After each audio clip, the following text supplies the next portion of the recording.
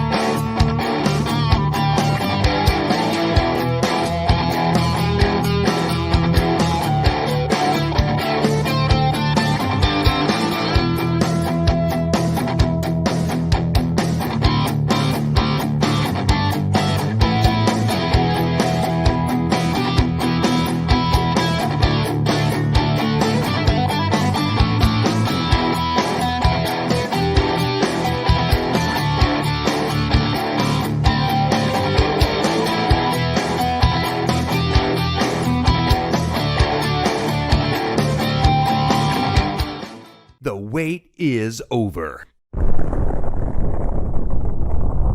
Let's get this thing started. Go!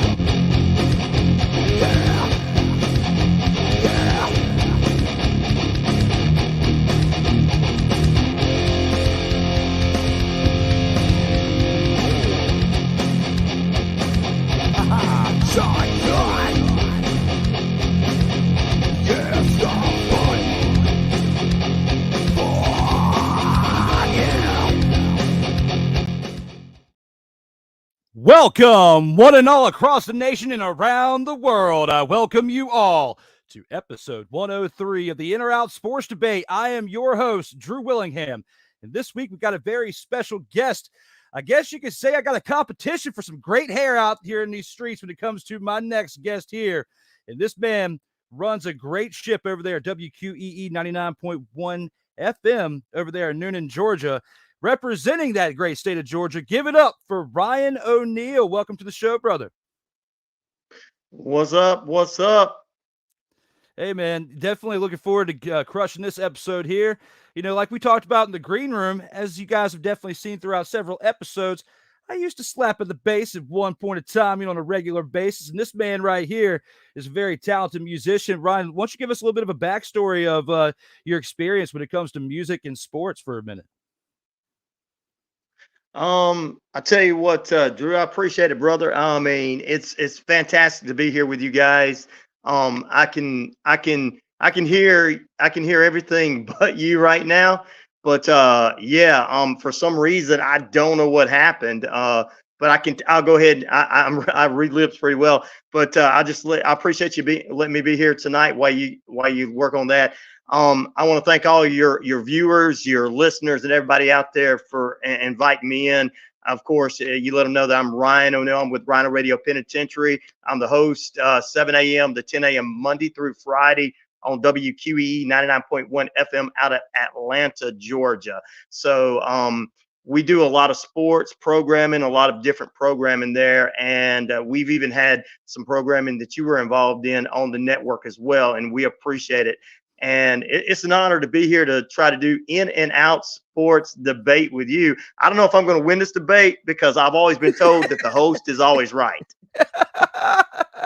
Well, I guess we shall see when it comes to how things are out here in these streets. So when it comes to that, okay, Ryan's going to back out here for a second and see what's going on with his audio, which, I mean, stuff happens. StreamYard, when it comes to getting things done out here, sometimes technology throws us a curveball. And when it comes to this show right here, very happy to have Ryan on here, even though with the audio selection stuff, he definitely was picking up what I was throwing down and was able to answer that one great right there. So when it comes to episode 103 right here, we've got definitely one great one in store, but just like we do at the beginning of every episode, we have to pay homage to everyone who was here beforehand, and that being the Vault of Fame. Acknowledge me.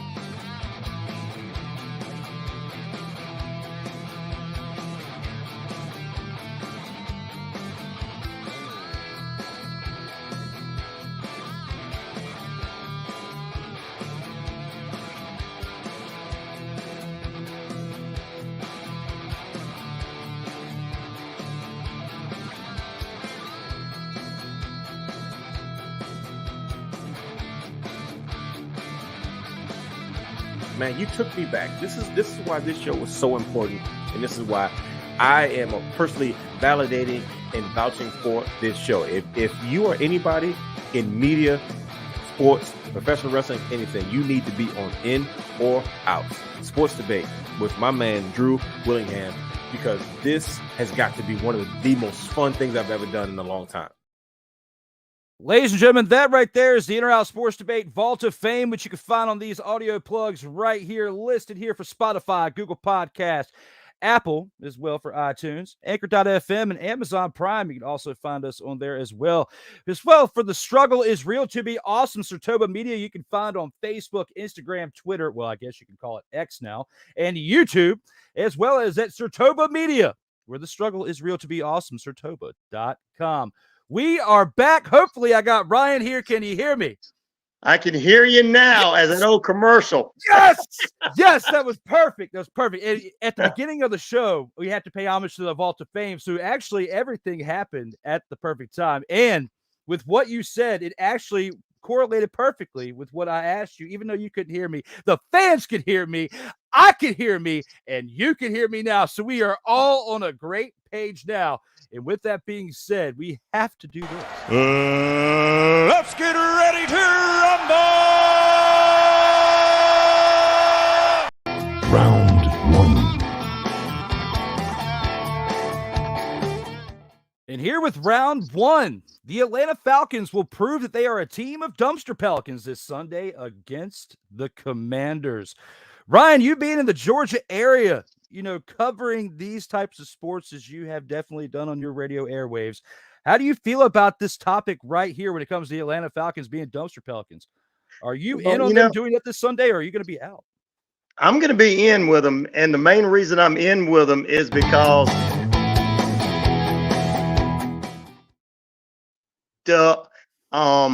during the game with Houston, I personally felt like Houston was one of the teams you had to look out for this season.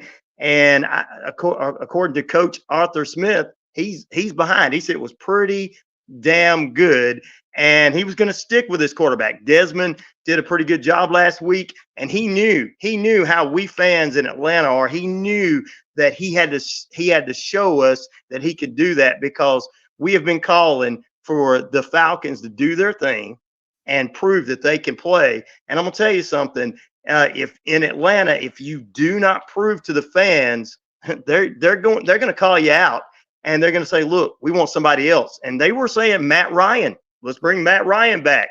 So I'm going to be in with them this week as they take on the Commanders. I don't know about bringing back Matt Ryan, because you got Taylor Heineke backing up over there, and that guy came from he's formerly with my team that I cover over here, being the Washington Commanders. Right. It's a funny contest now that we're talking about Commanders versus Falcons, and how I didn't even think about all this when I actually initially asked you to come on this show today. It just happened to work out. But even though you said that the host seems to sometimes be always right, no, we let the fans decide that. You let us know here in the comments who's right, and we'll go based off of what the fans say. But for the first time in this episode, I'm going to disagree. I am out.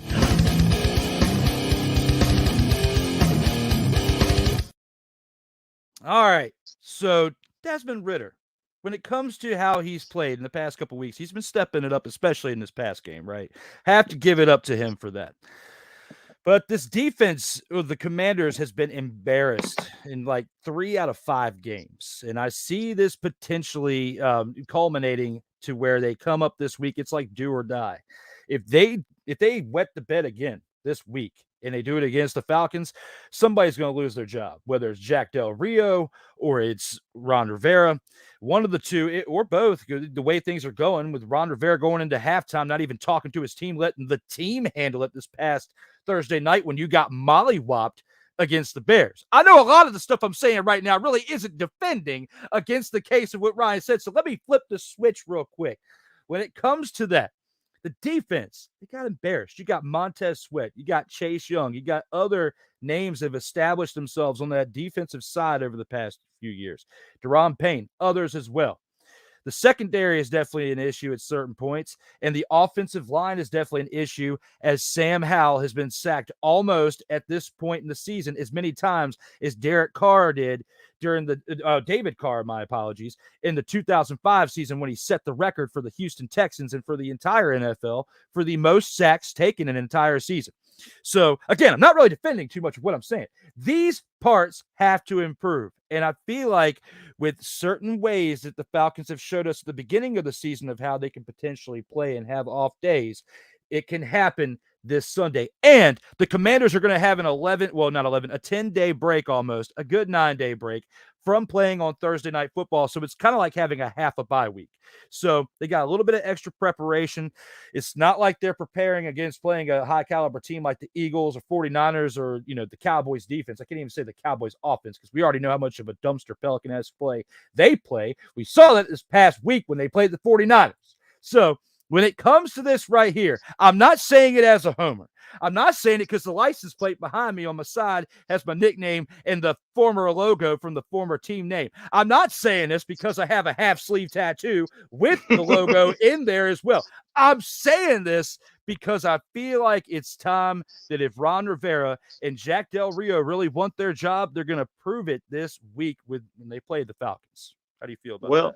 It sounds like to me that you're pulling for the Falcons this week because everything you said just backs up what I'm saying.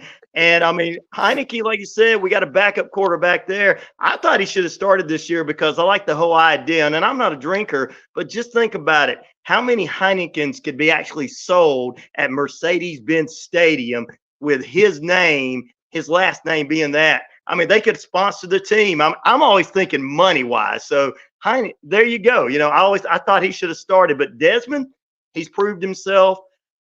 It's going to be a good game, I think, with the Commanders. But like I said, we've got to pull this one out. I mean, if we come out on top on Sunday, it just proves that the Falcons are ready to go to the next level. But Falcons fans and Atlanta fans in general, Drew, we just expect the best out of our teams. And when they lose, we tell them, it's just how it is. And that's why they picked it up last week against Houston. And this week, say we don't want to say, but football is a game of winners and losers and chance. The Commanders can come out and win no matter what. In reality, even if they were 0-5 or whatever, any team can win on any night. That's the great thing about being in football. Absolutely. I mean, you bring up a great point there, and and especially in football, it can go either way any game because, this past week I was calling them the Mollywop the Bears, and then Dick Butkus passed away a few hours before the game, and then apparently the NFL script changed because if there is such thing as an NFL script, it's possible. So because of certain things of what you said, because Arthur Smith might be a little bit more liked than Ron Rivera, they could tip the cap if it really is scripted and we can see a change. But Desmond Ridder has been picking it up, and I do agree with part of what you were saying before the start of the season. I was thinking Taylor Heineke should start the season with him coming in, with him having some success. He does in certain situations, and there was a percentage that came up in one of the games the other day. It might be within inside 2 minutes or whatnot, but Taylor Heineke had the second most amount of turnovers within the red zone or the 2 minutes of the game or something like that. So when you think about that, Desmond Ridder hasn't had that many turnovers yet because he's still young. And with him coming in last year with the whole Marcus Mariota situation, you kind of would hurt his confidence if you knocked him down a peg, and had him sit behind Heineke, I feel like. So looking back on it now, I don't feel like they made a bad choice. But if he continues to trend downward in certain spots when you really need to rely on him in the game, which is where he's had those issues at, I feel like you're going to have to go to Heineke at some point. But right now, if he throws 300 yards like he did in the past game and doesn't turn the ball over and plays consistent, positive style football, I think you got a good shot this Sunday. But for the sake of debate and everything else that comes with it, I had to go against you on this one. It's all in the name of fun. And we got a couple comments here that we got to acknowledge real quick. One of your followers here, Gail George, says, hello, have a great show. And I love your profile pic, Beavis and Butthead there too. So that is also definitely great. So thank you for tuning in. Battle of the Hair says Ike doesn't give a fuck. He is in the house One of my followers here who came in quite some time ago has been pretty consistent with coming in. Speaking of consistency in football, he's been a consistent fan. So thank you, Ike, for tuning in. And also says, let's go. Gail comes in and says, I agree with Ryan. Penguin, haha. What is a penguin? I don't know. I don't know. I mean, she's going to disagree later on. I know when we talk about the Braves and everything. So that's my team too. So we got that. You know, we got has always been my team since the '90s. So I may be a little biased with my take, and they may say you are a little bit too, but we'll get to that here shortly. Later. As we've gone through one great round so far, we're going to go ahead and take this into a different sport now as we go into round two, talk about a little hockey. Round 2.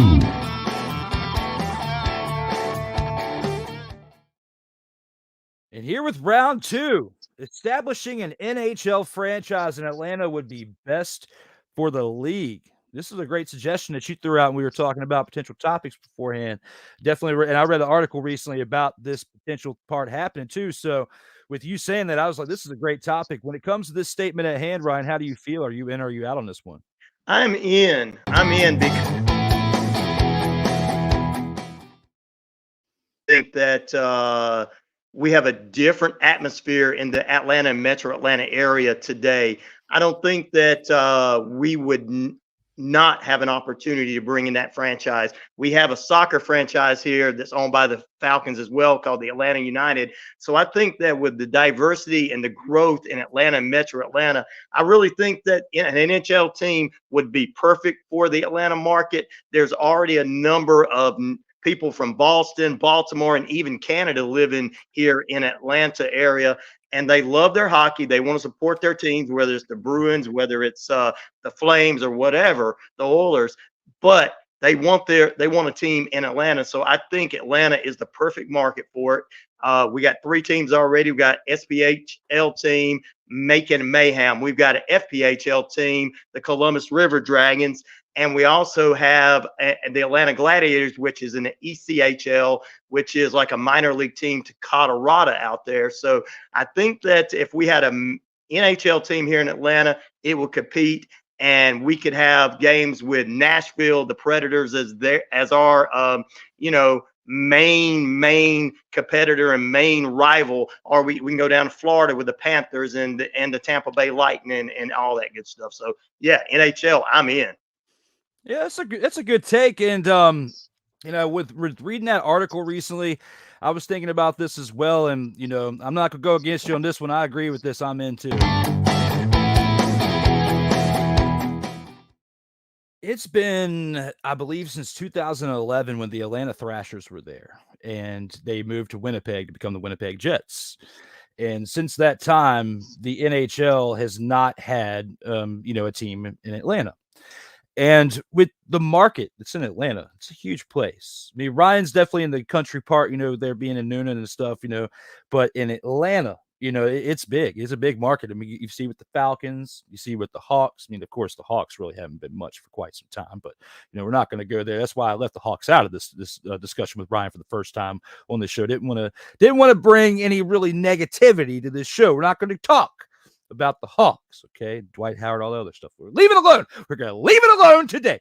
But what I am going to talk to you about right here is NHL hockey. And, I'll admit, when it comes to football and baseball, they're at the top. I still play semi-pro baseball in the summertime. Not really play because of health issues. We're not going to get into that either. But still part of the team. Anyway, when it comes to sports, football 1A, baseball 1B. It's always been like that. But hockey's up there. It's just something I don't follow as much. But when it comes to following sports, reading articles, I did come across one the other day. Can't remember if it was SI.com or wherever I saw it at, but it was just like 3 or 4 days ago. When he said something about the other day, I was like, yeah, I just literally read about this, and I was thinking about that. I was like, this is a good topic to discuss. NHL in Atlanta would be bigger this go around, because back when 2011, when the franchise was dwindling down for those years leading up to when they moved to Winnipeg, smartphones and technology and stuff were just on the come up. They weren't really there. Like, the hype wasn't as much now. And Ryan and I were talking about it before this show started, about how the big names, like, of course you see the big networks and stuff, with the big wig ties and stuff like that. That's not all as working out as like it used to be. It's like stuff like these platforms that are starting to be on the come up more, and people are seeing that and they get excited about it. And these type of platforms can raise the hype of a new team in Atlanta a little bit better than your higher networks that I don't want to say, because I don't want to risk having to go to a place that I don't want to and have to justify myself and spend some money, if you know what I'm saying. So when it comes to this right here, NHL in Atlanta for the first time, well, it'll be, if it does happen next year, it'll be the first time in 13 years. It may take a little bit longer, maybe by 2025, if I was reading it right, before they can actually legitimately get a team to either relocate there or establish in a whole new team. And with that being said, it's not going to happen overnight. Things do take some time, just like the XFL or whatever you got to establish. But I feel like it should come to Atlanta, and we may see something change here soon when it comes to your sports and hockey. You've already got the minor leagues from what you were saying in that area, and from what it sounds like, it's pretty popular. And you had a nice plug there with the hat and pointing to it too. So if it's thriving that much in the area, which I can't tell because I'm not living in that area, then I have to take your word for it. You're the one in the area that says it would be great for it. It is definitely, people love it. Gave away a number of tickets to the team. I told you with the hat, they were a part of the radio station for a while. I'm friends with people with the Macon Mayhem, and we're speaking with them too for the radio station. So, people really, really love hockey. And it's like I said, it's people are moving into the area from everywhere. And they just, it's just bringing that love of hockey. And they're like, why don't we have our own team here? I'm like, we've had it twice, but the third time will be the charm. And I believe we'll see an NHL team here in a number of years, another couple of years, and it'll probably be just as big as the Atlanta United. We didn't bring up the United. That's a soccer team, but you were talking about the Hawks. We got a guy that lives in Noonan here that is the voice of the Atlanta Hawks radio broadcast. He's been on the network radio station before as well. And, they're looking at a whole different year too. So I'm hoping that with this new coach over there, I almost say for the Hawks I'm hoping that this year is going to be championships from baseball, hopefully with football and basketball this year. And besides, of course, and I'm an Auburn guy, so I can't really say I want Georgia to win, but we do want to see all the championships come back to Atlanta this year. So, and I don't want to make anybody mad out there, but we want them all in Atlanta. Yeah. Hey, and as a fan, as someone who's in that area, I can't fault you for that. But at least the Atlanta Braves brought you home a championship not that long ago. And yeah, a couple of years ago. We'll talk about that here definitely very shortly. But when it comes to having an NHL team there, based on what I read, based on what you're telling me, I feel like it would be great for the area.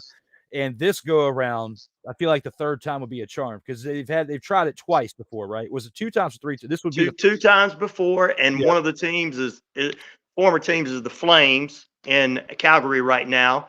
And actually, if you go to the museum for the Flames, the Flames Museum in Canada, there's actually Atlanta Thrasher gear there. So they still got a connection to Atlanta. They want another team here. And I heard a couple other areas in Texas are wanting to get this as well, and a couple other areas. But I got a feeling, I was reading some stuff up on with the NHL and their commissioner saying that Atlanta is a perfect market. So I do see that it's going to come back, and I believe it will thrive this time due to the fact that we have like I said, we got more diverse people living in the area. We're going to get to the Braves soon, but I do want to ask a question that kind of correlates between this and this topic right here. Right. Do you feel like, because for a while, of course, the Braves in the 90s leading up to 2005 win the division for like 15 straight years, something special. And then we still saw a decent team for a while after that, but then there were some years where they were not up to the par of the Braves, what we are used to seeing, right? Do you think that over the past, we'll say half decade, with the rebuild of this team, the resurgence of this, you change managers, you've built something pretty cool over there. Do you think that's helped reignite the passion to help other sports thrive in that area as well? I believe so. The Braves bringing championship homes, like you said, back in the 90s, I like to call it the Chipper Jones era, and everything. Broadcast radio was thriving with the Braves everywhere. And I can tell you, I worked back then in radio. We would go out and say the Braves were going to be on the radio in April and have 20 accounts come on that quick. I mean, that's big time. And through the ups and downs over the years, the Braves have just kind of, people were like, and then when they started winning, and then of course a few years ago with a guy, his name's going to remain nameless, that's with the Dodgers now, that everybody was not too happy about him leaving. But when we brought that championship home back in, I think 2021 or something like that, it was the biggest thing. We had a parade all over Fulton County in Atlanta. It went straight into the stadium. We had a concert there. I mean, people were just ecstatic, and I think the Braves winning makes other teams want to win. And I'm telling you, if the Braves win a championship in the World Series this year, I know we'll get into that in a minute, it's going to make the Atlanta Falcons want to work harder and bring something home. It's going to make the United want to bring something home. It's going to make the Hawks want to bring something home. It's just competitive. Not only is it competitive in those particular sports, all those teams compete with one another as well to say, all right, you bring a championship home, it's time for me to bring one home. Georgia Bulldogs last 2 years, I mean, with a college team bringing it home, man, the Braves said, we got to bring it home. The Falcons said, we got to bring it home. So it's just competitive in the Atlanta market. No, that's a solid take. That's why I wanted to ask, is I feel like that's definitely helping, because you're seeing a lot more productivity from other things outside of just this team. But I want to touch up on one thing before we go to the Braves, because we're going to go to the commercial break before we go to the Braves. You said the nameless person is within the Dodgers. You can't blame him for that. That was his. We don't blame. That was his representation. That was his representative. His agent lied to him. You know, he was looking out for trying to get the most money, I guess, to fatten his own pockets, because maybe a clause within the contract gave him a little bit more money for that signing, which I feel like he should be blackballed from baseball or any type of representation for what he did to Freddie. It wasn't fair, because Freddie wanted to stay. His wife, I guess, really wanted to go, because there's been some reports about that too, about how she may have pushed the envelope on that a little bit with the agent. Who knows? Because LA is more glamorous. But Freddie loved Atlanta. He spent his whole career there. He got a championship and had just won it when all that contract stuff came up. You know, he didn't want to leave. It's like this. It's like this. It's not that the fans are mad at him. It's their broken heart. It's like that special someone leaving you, and you don't want to talk about him because you still have them feelings for him. Freddie is loved in Atlanta. When he came back to play with the Dodgers, he was cheered the first time he come up to bat. But then it was time for us to say, all right, it's over. We cheered you that one time, but our team's got to beat the Dodgers. But Freddie is loved here. I mean, and I think that's why he remains nameless, is because it's still like a wound. So, and no one hates him. We understand he had to take his money, but we still want him here. He's family. Absolutely. And I mean, who knows, by the end of his contract, he could do like an Albert Pujols and come back for the final season. That would be cool. And hopefully for a team that's kind of in contention like the Cardinals were at that point last year. So that would be pretty cool. But definitely have more to talk about with the Atlanta Braves. Before we do that, we got some comments to go over. And Mickey Delaney's in the house from Facebook, says, hi, Drew, and hi, Ryan. Well, what's up there, Mick? Glad you could tune in to the show and be a part of it.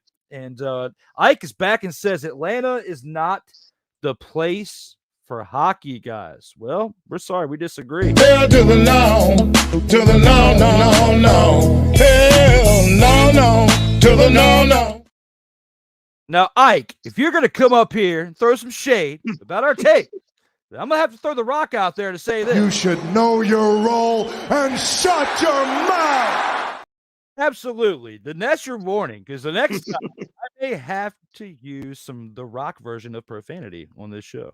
When it comes to other comments right here, Mick says he shared the show. Well, thank you very much, Mick. I appreciate that.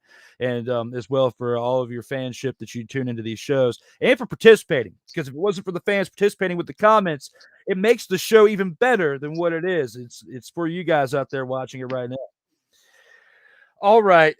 Hockey, help me dissect this, because I'm not sure She's going, yeah, go Predators. She's a Nashville Predators fan. Okay. Yeah. I'm young, okay, but I'm still not with it when it comes to the emojis. I'm in my mid-30s, so I'm still not privy to all the emojis and throwing them together. You guys are gonna have to help me out here in these streets. I bring you the personality and the passion with the awesome show. You're gonna have to help me out with dissecting some of these emojis. But I appreciate that, Gail, on your comment for your fanship for the Predators. I think it would be awesome to get a hockey team in Atlanta, says Mick. And I think we got to pull a little Daniel Bryan for this one.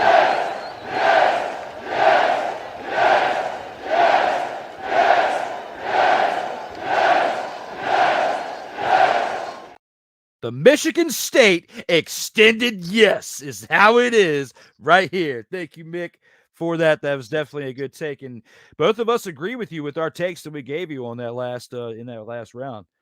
Freddie not like how he used to be on the Dodgers. What? This man is talking about how Freddie is not like how he used to be on the Dodgers. What? Well, absolutely, Ike. He's not like how he used to be because he's not fully happy with where he is. What? Now, if you're going to come up here and bring us some shade, then I'm going to tell Michael Jordan to tell you this. Stop it. Get some help. Welcome to the show, brother. Wow. Ike says, I think the Braves should be the first MLB team to go play on Mars. Why not let Elon Musk give them a ride? I told you. I get that every morning. Hey, but for that, I'm going to have to give her a little Roman Reigns for that. Acknowledge me. That was spot on. That was pretty funny. Like that matched my fire right there. I appreciate it. Even though some people are probably can't do this. You can't handle the truth. That's just how it is out here in these streets. Thank you guys for the comments. We'll keep sharing them as we keep going throughout the show. But we got one awesome commercial break to get to. We'll see you on the other side of this 90-second commercial break.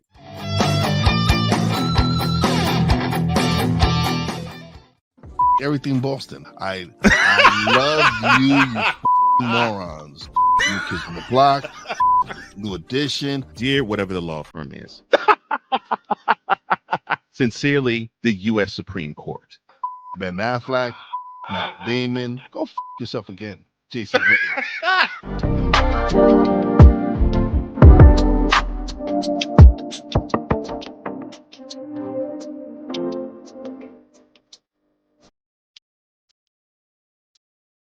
Oh, yes. The tradition, the pageantry, the spectacle, the history, the slut. Wait. I gotta rep my brother's stuff right. All my DMV soldiers, stand up! And welcome to the Commander's Gridiron Report. You want your commanders to be repped right? Well, D. Willie is your man. Commander's Gridiron Report. Every Monday at 3:05 p.m. Eastern, 2:05 p.m. Central. Exclusively on the SIRTOBA Media YouTube channel. Music by J. Cool.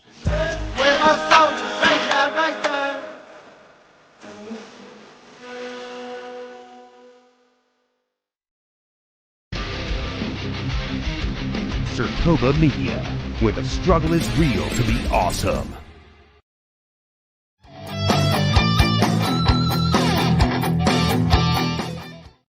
That's right. We are back celebrating 100 plus mother-fathering episodes right here for episode 103 as my man is right here in the house, Ryan O'Neal, as we have got some breaking news actually to cover before we get to round 3.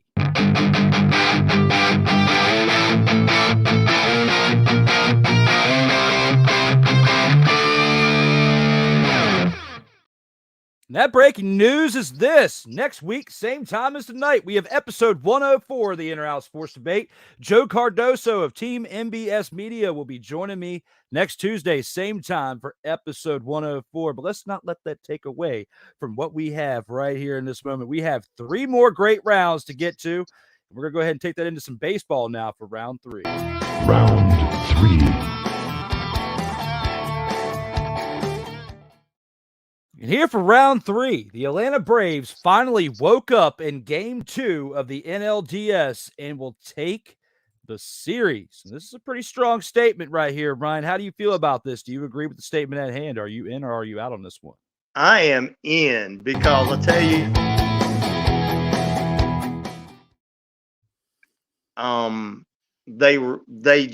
it was just a complete mess, a cluster. Last night, I mean, goodness gracious. I mean, coming back from behind, tying, going this long game, and really, just saying we need it. And Austin Riley looking good. I mean, the Braves, to me, they can take the next two in Philadelphia against the Phillies. Now, I know my wife's going to disagree with that. She's a Phillies fan, but they're going to take the next two games with the Phillies and move forward. It is the Braves' year again. It is the same as Freddie Freeman. So I'm in. I say they're going to take the next two games.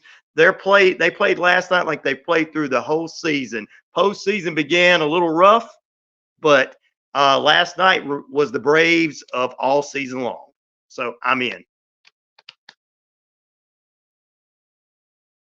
Uh-oh, here we go again.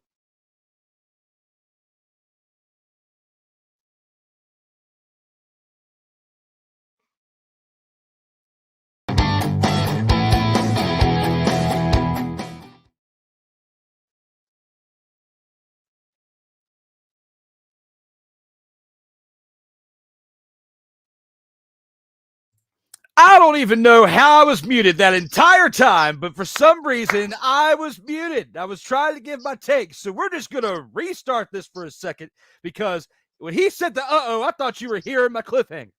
But I already ruined it because I clicked the button. So let's just do it again. Technical difficulties. We're all human out here in these streets. But when it comes to having this topic right here, I was starting to say as I was ever so muted, okay, that being a Braves fan, I was back and forth with this because when you think about what happened in game one, they got shut out 3-0. 3-0 was that score in that first game. Things didn't look pretty here in the second game either. As leading up until that final part in the game, when the Braves scored 4 runs in the 7th and 8th inning, they were down 4-1 at one point. I mean, it was looking pretty bleak as this is a 5-game series and you have to win 3 of the 5. And if you lose the first 2, statistically, not many people come back to win the series. So when you're down 4-1, I was sweating bullets last night. Like, I'm serious. Like, we had football, we had baseball, and in my garage, I got 3 TVs. And on the 3 TVs last night, I had WWE Brawl because, of course, I'm a pro wrestling fan. We'll get to that in the last round. Got WWE Brawl on the smallest TV. On the next biggest TV was the football game. And on the bigger TV, it was the Atlanta Braves because, of course, covering the Braves.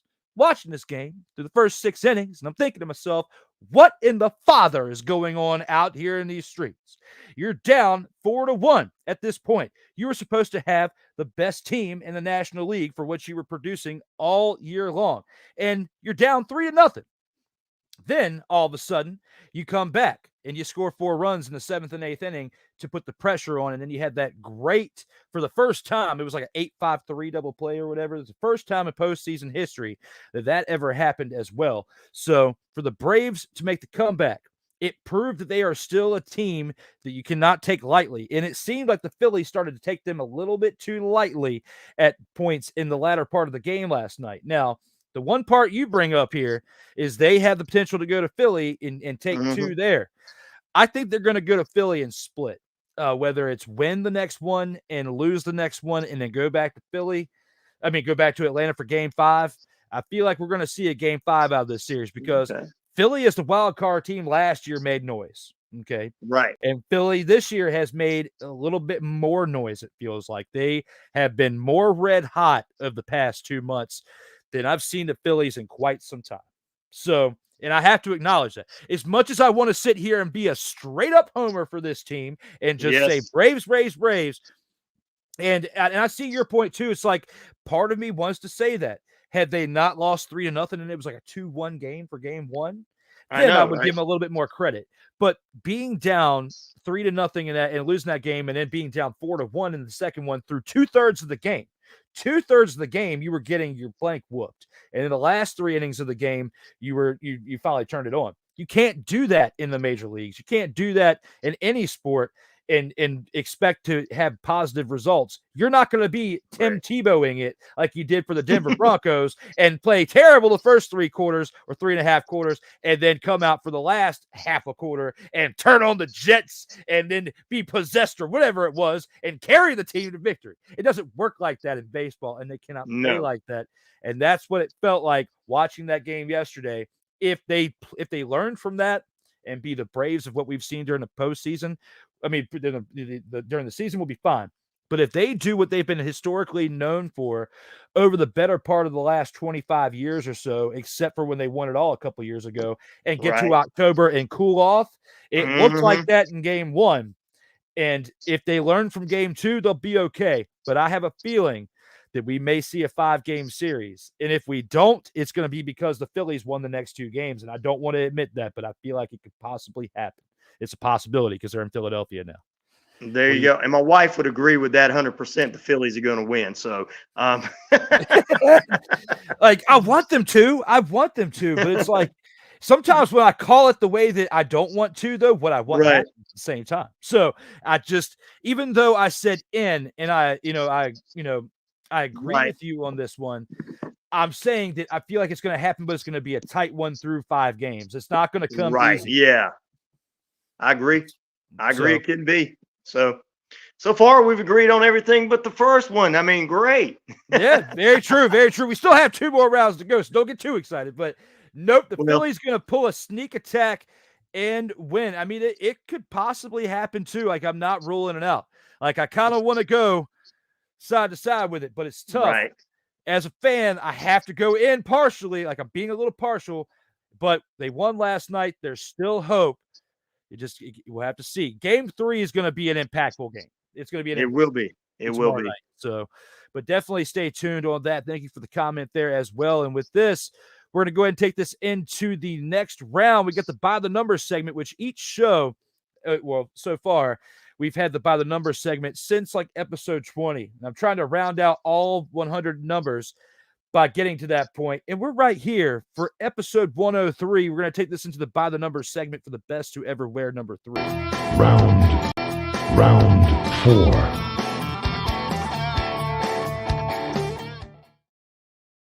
And here for round 4, Babe Ruth is the greatest athlete to ever wear the number 3 in all of sports history. The greatest to wear number 3. Do you agree with this? Are you in or are you out on this one? I'm in. I mean, it's Babe. Greatest of all times. He is a GOAT. I mean, I know there's others that came before him that wore it, like Jimmy Fox. I know there's others that came after, like Ken Griffey Jr., but no one played the game quite like Babe Ruth. I mean, here's a man that could go to his favorite restaurant and eat anything he wants. Here's a man that could hit the ball anywhere. Here's a man that was beloved in that era. So, I mean, come on. And even John Goodman played him in the biopic about him. So let's just say I'm in 110%. This is one of the greatest of all time in any number. But number 3, Babe Ruth. I went back and forth on this. Some people are going to be like, Drew, what are you talking about? But there, like you said, there were some other great people that wore the number 3. And up until very close to showtime, I was still very much debating this. But I have to agree with Ryan on this one. I'm in on this as well. All right, people, when it comes to this. Let me talk to you. All right, so for this right here, when it comes to the greatest to ever wear number 3 in all of sports history, right here, the man had 714 home runs in an era where home runs weren't really historically known to be hit. It took, the better part of like 40 years at that point when, Hank Aaron broke it when he hit 715 and eventually capped off at 755 before we know that Barry Bonds, did what he did and then hit and pass that record too. It's the nicest way I'm going to put it today. But when it comes to breaking those records, it's going to be very tough. And, it's hard to even think that someone's in third place with 714 home runs. But the man also had almost 3,000 hits, 2,873 hits, had a lifetime batting average, which for the shape that he was in, chugging beer, eating hot dogs, going out there and playing the game, he hit 343 for a lifetime batting average. Even at the point through his last few years of decline, still managed to have a 343 lifetime batting average. That's very impressive, especially in that era, because, again, home runs weren't really known to be hit. But to do that and to have a 343 lifetime batting average for playing for like 20 seasons, 22 seasons or whatever it was, the amount of time he played, that was, 1914 to 1935. That's 22 full seasons that he played. So, to hit 343 throughout that lengthy career and in that era, between three teams. And he finished with our Braves. It was in Boston, but he finished with our Braves in 1935. So he does have part of that lineage too. And I knew I should have rocked that jersey tonight because I have the Boston Braves jersey for Babe Ruth. I'll do that the next time Ryan O'Neal is on here. But right now, back to this. Babe Ruth, 714 home runs. And it's a shame that he didn't get a chance to manage a team. However, of course, we already know how he liked to frolic in the night hours and get in a little bit of trouble. And that's why the man didn't get any managerial time out there, except for being a first base coach for the Dodgers. And we already know how lowly the Brooklyn Dodgers were that year. They were like 47 and 49 throughout that stretch that Babe Ruth came in there from June to the end of the year. And how do I know this stuff? Because I studied. I don't know. But when it comes to this right here, Babe Ruth, greatest to wear number 3, because 22 years, 714 home runs, and 343 batting average in that era. You can't give it to anybody else. Allen Iverson, Jimmy Fox, other great ones that have worn the number 3 didn't play as long and didn't make as much impact to their sport like Babe Ruth did. That is correct. I agree 110%. So I am in with the GOAT, and that is what he is, period. And we got an agreement from the Phillies fan. Yes, the Phillies fan agrees. And for that, you will get this right here.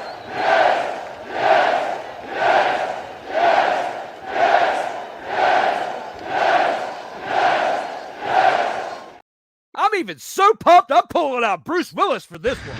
Yippee-ki-yay, motherfucker. Some people are probably going to say, Stay off the weed. I'm going to follow that up with Chris Jericho. Would you please shut the hell up? This is a premeditated conversation, but this is all in fun of the entertainment right there. Thank you guys for participating here in the comments. Keep the comments coming. We've gone through 4 great rounds. We do have one more great round to go to, but we do have one more quick commercial break to get to. Stick around. We got one great final round for you on the other side.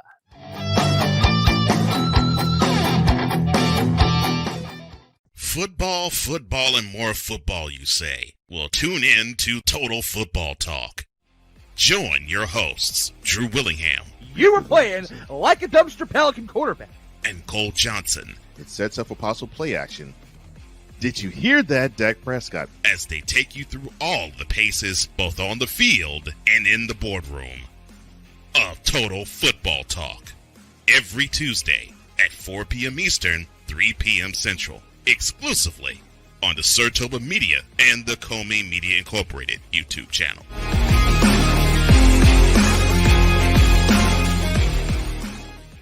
If you're looking for a sports program that gives you the flavor. Washington Commanders?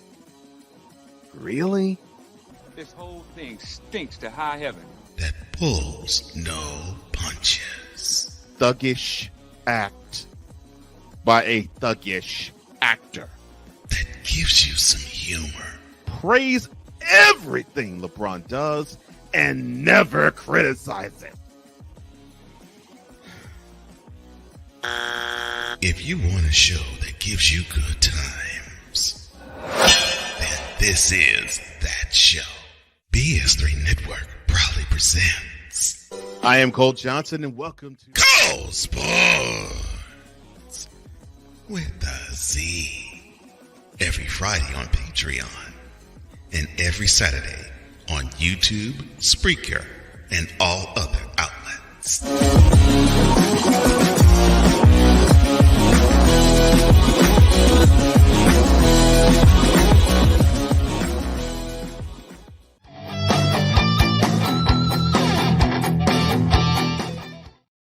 Welcome back. We are celebrating 100 plus mother-fathering episodes as we have gone through 4 great rounds of this show right here.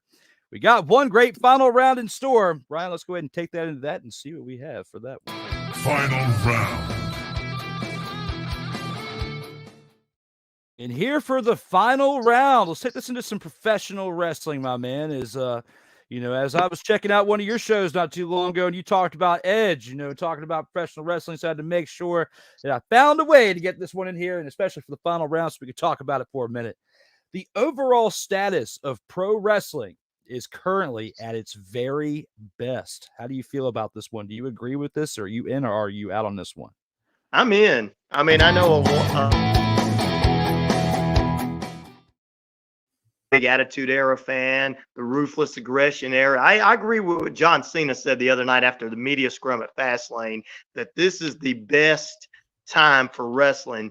And we've got so many companies out there besides AEW, WWE, you got Impact Wrestling, NWA back, New Japan Wrestling.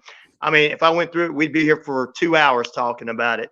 I mean, to me, it's just a great time when you've got stars flipping back and forth, unlike back in the day where they jumped ship and they kind of dislike the company they jumped ship from.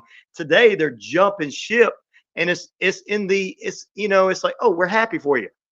Paul Levesque, Triple H, said the other day he was happy that Adam Copeland, the former Edge, was finally able to go somewhere and do something kind of new to expand his career a little longer because he's done all what he could do in the WWE.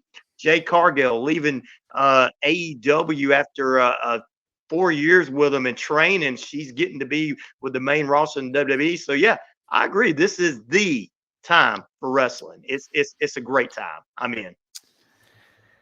We've done some agreeing in this show, man, and I've really wanted you to go out on this one. I was hoping you would, but unfortunately, you did say the right things, and I have to agree with you. I'm in on this as well. All right, people, for the last time on the show. Let me talk to you. I have to. This is a professional wrestling topic right here. How did you not think I was not going to bring out the former Eli Drake of the Indies, now LA Knight, with his famous catchphrase? And the wrestling realm dubs me as the promo king, because from 1 minute, I can just talk like this, and then my inspiration, Sam Kinison, will come on out, and I will show you some absolute awesome promo action. And I saved the energy. As you know, I did a 3-hour show earlier today with Total Football Talk. But right now, I made sure that I paced myself because I had to bring the energy for the promo. Now, Ryan's done a great job. Nothing against him. But, when it comes to this right here, if we're going to agree on it, I have to take it up a notch, because you can't just agree and have a boring show of these two dudes coming up here with hair. This is awesome. And they just agree with everything. No, it doesn't work out that way out here in these streams, not streets, because we're on a YouTube stream and Facebook and Twitter and Twitch right now live, as you see, and we will probably have a short clip of this taken out for some reels on other things later, because I'm feeling great out here in these streets. Now, back to wrestling. Promos over. When it comes to the overall status of this, sorry, I got tongue twisted. When it comes to the overall status of pro wrestling right here, being at its currently best, I do agree that it is, because points that Ryan brought up, John Cena in the media scrum at the last pay-per-view, or Premium Live event, PLE. It's not a pay-per-view anymore, but AEW has pay-per-views. When you think about the moves that have been made, like he said, Jade Cargill coming to WWE, Edge going into AEW as his own name, can work with talent that he hasn't had the opportunity to work with because he was in WWE for so long, and he was on the shelf for so long because of his neck injuries. So now that he's cleared, now that he can work around all of that and be around some friends that he hasn't been around for quite some time, it's like breathing in a new life. It's, still doing the same thing, but it's like when you're in the real world and you have a profession. Like with me, I work in IT. There's other people out there that do different things. So when you go from one place, like I did, I left a job that I've been at for almost 6 years and started a whole new career earlier this year. It's like when you get to do similar things that you had worked with for many years, but then go to a different environment, sometimes it's the best thing for you because you have another place where you can thrive. Same thing for me in the media. I was with the company for quite some time and then branched out on my own. and doing the things and seeing the growth that's happened in 2023. So there's a lot of parallels, a lot of comparisons to people going to different locations but doing the same thing, but it's also the best for business because us out here as the viewer, like Ryan was saying, it's exciting because you have Monday Night Raw. You have Tuesday, you have NXT. Wednesday, you have Dynamite. Thursday is the only time we don't have it, but we got Thursday Night Football. Then Friday, you got SmackDown. Saturday, you got Collision. Forgot about Rampage on Friday nights as well. You got wrestling 5 out of the 7 days of the week on a regular basis. And then you've got the premium live events as well on Saturdays or Sundays. So there's potential times where it could be 6 days in a week. There's a lot of professional wrestling. And on the Thursday, I think Impact or another show or MLW is going on Thursday. So technically, I was wrong with what I last just said in a way because you've got wrestling all throughout the week. Impact is doing great things too because you've got the former Naomi in there as Trinity doing things for the women's division. And then MLW is on the come up as well. If you check out my other show that I haven't done in quite some time that I need to bring back, Kayfabe Express, Lance Hawaii was on my show, who's Roman Reigns' cousin, was telling me about MLW and how that situation is. And I've become more of a fan watching that and seeing them on the come up too, how they've kind of got their own little section of the bloodline story formulating an MLW. I know this is long-winded, but this has to kind of go with what Ryan was saying, because when you put all this together, if it was just WWE like it was before 2019, I think we would not be seeing the type of wrestling and the type of fanship that we're seeing and the excitement that we're seeing around these events. It wasn't like this back then. I went to the very first AEW Dynamite in 2019. It was in October of 2019. They just celebrated the 4-year anniversary, but it was in Washington, D.C., which is in my area. So I went there, was part of the first Dynamite, and just being there in the stadium and the arena around it, you could feel this was a different type of energy, and this was like the beginning of something. It felt like that. And it was too soon to really say that publicly, even though I did go back to my Facebook. But when it comes to that, I felt it was something special. And 4 years later, we now have the type of wrestling that we do. The Rock comes back, does what he does. And, I might pull that clip up in a minute because I do have that from his last appearance, what he said to Austin Theory. But when you put all that together, there's not a better time outside of the Attitude Era in the time that I've been watching wrestling that I can say I've been as excited as I was back when the Attitude Era was going on. Of course, we can't watch it as much as we did back then because we're older now. There's priorities. I'm watching a lot of clips on YouTube post the time it was live or DVR or whatever when I get a chance. Because when this stuff's going on, I'm usually grinding away at this or at my actual job full time. And just like you with the radio stuff and playing music, like you're all over the place too. So you can't always sit down and watch it for 2 hours. It's why having stuff on demand now in this age makes a big, big difference. So you hit the nail right there. That's why I had to agree and throw a little bit of a padding on top, to kind of support it, because this is a great time in wrestling right now. It definitely is. And actually, while we have the show on, in the background, muted, AEW is playing live. Luchasaurus. It's Tony Khan's birthday. Happy birthday, Tony Khan. Yeah, and that's why it's tonight. I forgot. Yeah. Yeah. Luchasaurus and Adam Copeland are wrestling right now. No! Oh, man. Like I was... you see, I'm gonna have to go back and watch the highlights. You're gonna have to watch it. It started. Yeah, I never would have thought. I thought the match was over in the beginning. I thought, okay, he's not gonna wrestle this night. I thought it was just gonna be like they beat him up and it's over. But no. So Luchasaurus and Adam Copeland, the rated R superstar, putting on. So yeah, I've got it on in the background, and usually by this time I probably already fell asleep because I have to get up early in the morning, be at the station at 7 a.m. or before 7 a.m. So you're actually helping me watch wrestling tonight. Well, I won't keep it too much longer, but when it comes to wrestling and all that, like you just brought up with Luchasaurus, we got MJF over there too. MJF has been a big spark with AEW too, and with them putting the championship on him last year, they finally made the right move. But one thing I want to talk about with you understanding the old school Attitude Era wrestling and the things we've seen since then with CM Punk and him coming up through the indies during that time we were watching the Attitude Era. His name was getting hot, but then we saw him in the later 2000s. We saw his exit from WWE. We saw his exit now from AEW. It's sad that we did not get to have more of this, though. You may claim to be the best in the world, but I'm better than you. And you know it. Had CM Punk not gotten hurt shortly after that, and then all the stuff that happened when he came back and while he was the champion and the stuff with the Young Bucks, I feel like that would have been a great story to have if CM Punk could have kept it together up here. Where do you think he goes now? Do you think his career's done, or do you think that the hype around him potentially going back to WWE is solid? I think it could be one or two things. WWE, there's so much hype on the internet. He could be showing up at SummerSlam. SummerSlam is in his own backyard. SummerSlam is supposed to be in Chicago, so he could show back up there. There's supposed to be talks. Now, I don't know if this is true or not, but there's supposed to be talks. But personally, here's what I would do. I would, if I was an executive Impact Wrestling, with Fox losing SmackDown next year in October, a year from now, if I was an executive Impact Wrestling, I would make a play for CM Punk. I would make a play for people like Dolph Ziggler and people and Shelton Benjamin that are coming out. I will make a play for that and tell Fox, hey, we have these big stars. We want to come. We want to fill in that 2 hours. It could be Friday night. It could be Thursday night, whatever. But we want to give you a show for half of what we're paying the WWE.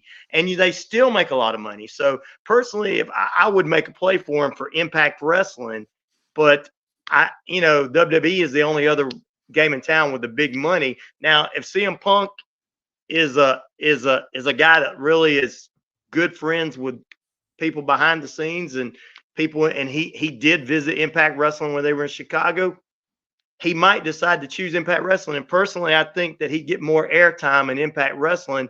He could talk about AEW. He can throw off on AEW. He can start a war with AEW within Impact Wrestling. There's so much he can do. And wrestlers could come out there, like Bully Ray could come out and say, well, you're around a bunch of men. You're not around a bunch of boys anymore. This is not a bunch of children. It's just, there's things I think CM Punk could do a lot more in the Impact Wrestling than he could with WWE. I think with WWE, it would be a short time. Everybody be excited to see him, but then would he be put around down there where Cody Rhodes is? Would he still have that hype? He'll come in a couple of weeks talking about AEW, but WWE fans really are not like they used to be. Oh yeah, okay, talk about him, blah, blah. They'll be over it. I think Impact would get a bigger impact from him, but the money is what he might go for, and SummerSlam is in Chicago, so we could see him there.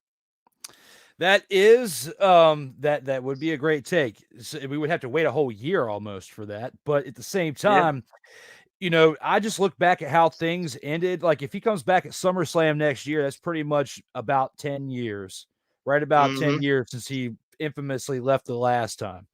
And seeing how things worked in AEW, I just don't think that WWE with the merger, they just sold TKO, all that stuff, the UFC merger and all that stuff, then the rights deals, and they've got different creative in place. That part could work in benefit for CM Punk, but it could also hurt him at the same time because you've already had two major conflicts within the business in less than a decade, and you had 7 years in between the last conflict and when you started back up into wrestling, and you didn't even really make it a full year without having problems. So whatever time you spent away, you didn't check your emotional intelligence at the door or whatever the issues may be to figure out how to get along with people out here in these streets, and it didn't work out for you. So if you're WWE, think about it from that way, the star power will be cool for like 90 days, and then it may fizzle. Impact. Yeah, and that's why your point with Impact rings true, where Impact would have a face to showcase the brand with CM Punk for I don't know for how long, but they would have a face, or MLW, because MLW is also on the come up as well in the East Coast area as well. So you have to pay attention to them for what the Anoa'i family is doing within MLW as well. But definitely a great take on that. That's why with us talking about the status of professional wrestling, I wanted to throw that in there to see what your take is on that. And definitely have to check out what's going on with this Tuesday show. I forgot all about it, but this show we have here is every Tuesday. Tony Khan messed us up by moving the show from Wednesday to Tuesday, so I got to blame Tony for me missing tonight's show because he did it during my time. I'm usually on his time, but he messed up with my time. But with that being said, I appreciate you being here with this time. And before we go into the final word, where the final word is where we give our final take of, everything that we've talked about in the show. But before we go to that, we have to acknowledge something that has finally happened now that Ryan has been on the show and his induction into the Vault of Fame. Acknowledge me.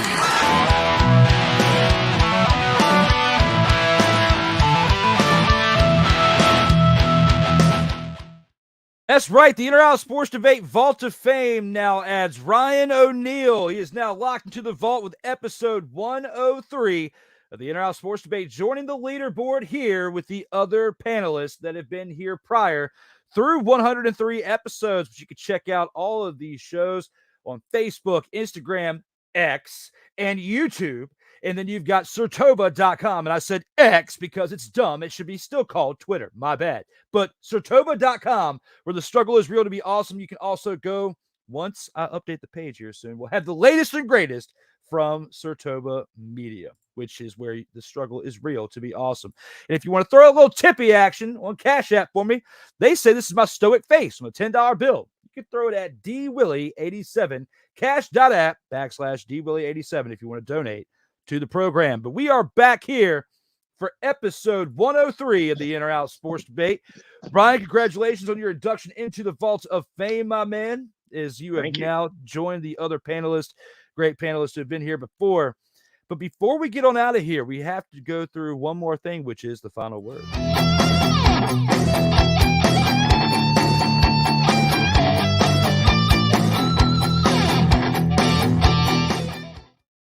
Here with the final word, out of everything we've talked about on this show, it can be baseball related, football related, hockey, professional wrestling, or just anything in sports or life in general. The floor is yours, my man, with the final word. Let's go ahead and tell the fans what you're thinking right now. Well, the final word tonight from me is I appreciate being on the show with you. It was a fantastic time. I enjoyed talking about all the topics. I enjoyed everything from the Atlanta Braves going to take the championship to the Falcons to NHL coming, and of course the big wrestling talk. And I didn't think we were going to get to talk about CM Punk, but my final word is thank you for allowing me to be a part of your wonderful show this evening, brother. Hey, anytime, brother. I appreciate you being here. Definitely had a blast. And before we get on out of here, I'm going to take my wheel on this and say the same thing, man. Thank you again for taking the time as well to be here. I know, like you said, you got the schedule where you get up early, and I feel your pain on that one. Just the way that the scheduling of the show works out, I got to get a little bit of a break in between that 3-hour show for this one. But when it comes to the final word on this show, I've had a great time. This is now 103 episodes. We have absolutely crushed it out here. Took SIRTOBA Media from barely having a few followers back in June to now having almost 1,200 followers on YouTube and the other pages that are blowing up. And it's all because of you guys out there that are watching this, whether it's live or syndicated. I can't do this without you. It's just as much teamwork from the fans as it is from me to put the stuff together. I got to put the stuff together. You see that moving graphic behind me? That takes work. But you put in the work by coming here and watching the show. And I appreciate you for that. For the new followers, for the existing followers, for the future followers, again, this is for you.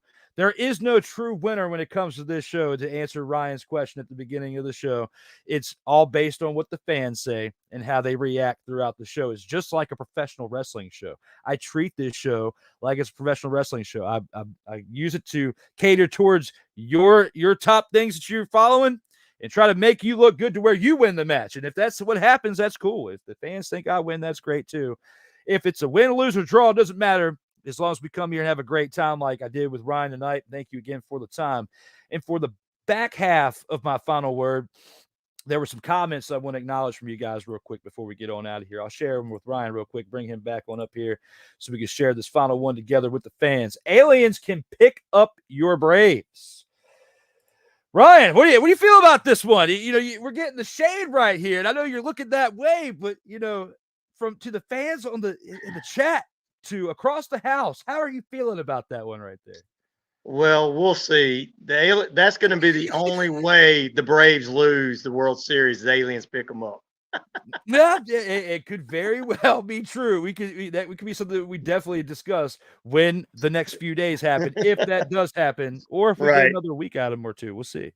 Hopefully Crushing beer and eating hot dogs. Ike was loving my comment from when I said that about Babe Ruth in round 4 is what it looks like when he was commenting at that time.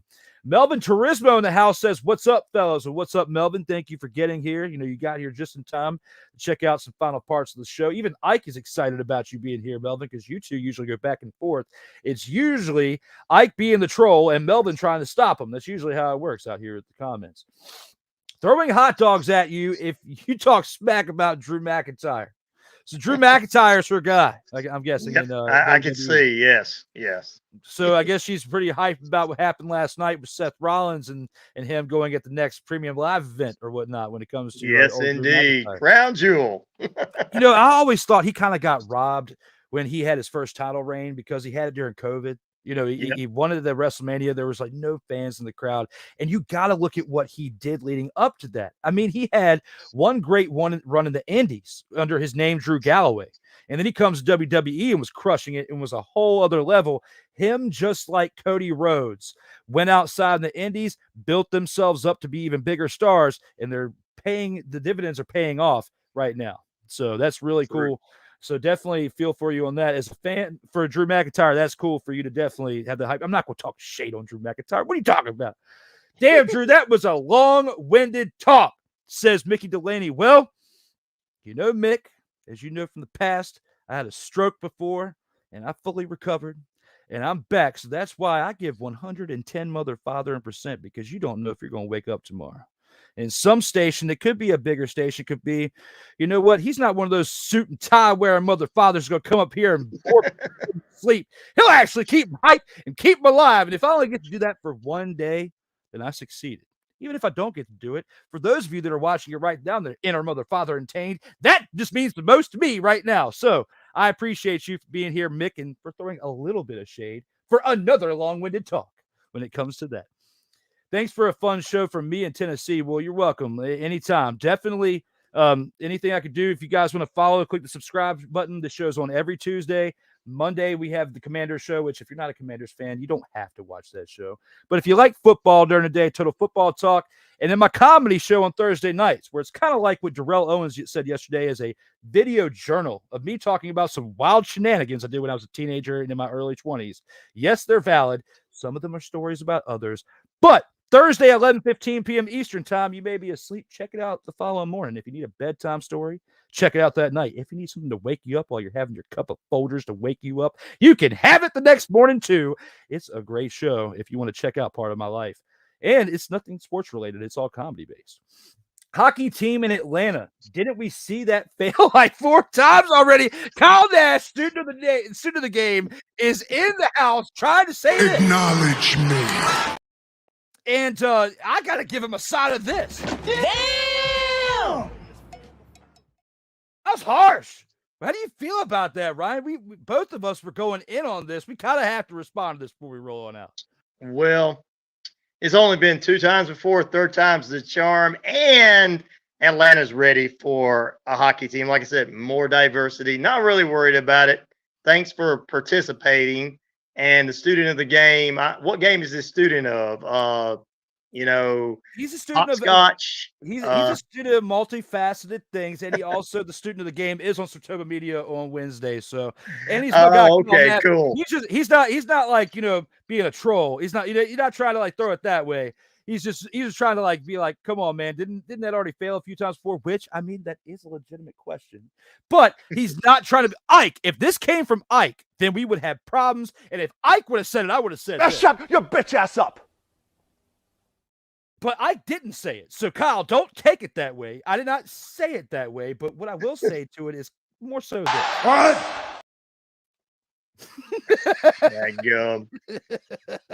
Ike's been good. I appreciate him. I appreciate him. I like him. He's been great. Where are you staying in your lane, Ike? No, Ike, you have not been in your lane. And don't let him fool you there. Don't let him fool you there, my man, Brian, because I'm telling you, he's putting on a front right now. You stick around for a couple other episodes in later days, you'll see Ike put on his real true colors. Amen, Drew, says Mick. Well, I guess I went from we're talking about Ike staying in his lane to being long-winded to amen. So I'm doing a good job. Last few comments. Drew Willingham is a mushroom cloud laying mother father.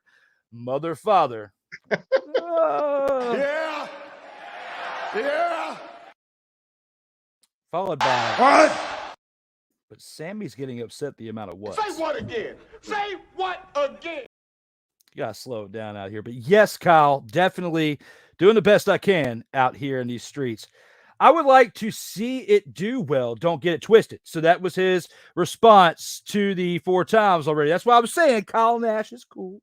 He wasn't trying to poke at the bear or, expand the flame or whatnot in a bad way. So I gotta give it up to Kyle. No, I would take care of Ike. Mick, you're coming up here like it's a fight. Mick is like, I think I got my swagger back. Mick is ready to throw down and throw the bows. He really is when it comes to that. Mick, it's not worth getting that upset. Stop it. Get some help. All right, we got 2 final comments. Go point with diversity. Good point with diversity. Yeah, he did have a good point with that when it came to, switching things up. I guess he's at the wrestling part right now, because that was the thing we were talking about beforehand. And students staying. Mick, do not tell Kyle to stay in his lane. He was not trying to upset anybody out here in these streets. We went completely off the rails. And guys, we've had one great show. I can't thank Ryan enough for being here. We've only got one more thing to do, and that is look at one semi-badass outro. For Ryan O'Neal of the Rhino Radio Penitentiary and WQEE 99.1 FM, I am the energetic, the passionate, the one lucky mother father to still be breathing, Drew Willingham. Everybody stay safe out here in these streets.